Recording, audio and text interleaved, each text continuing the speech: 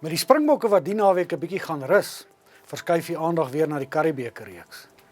En baie mense is opgewonde oor die stryd tussen die jong Blou Bull span en die WP in Pretoria. 'n Mens wonder nog of die Noord-Suid derby dieselfde byt as in die ou dae het. Hoor 'n bietjie wat sê twee van ons verslaggewers oor die twee spanne se kansse.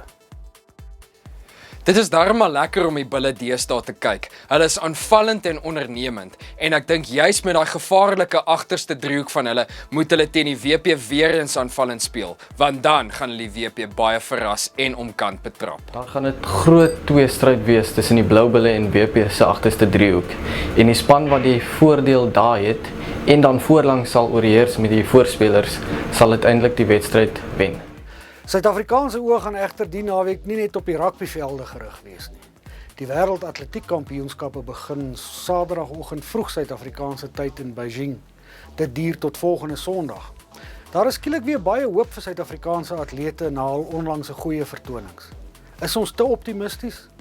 Hoor 'n bietjie wat dink Sarel van der Walt, ons gesoute atletiekskrywer, oor die Suid-Afrikaners se medaljekanse. Myns insiens het die spiesgooier Sonet Viljoen en die 400 atleet Wade van Niekerk die beste kans op medaljes.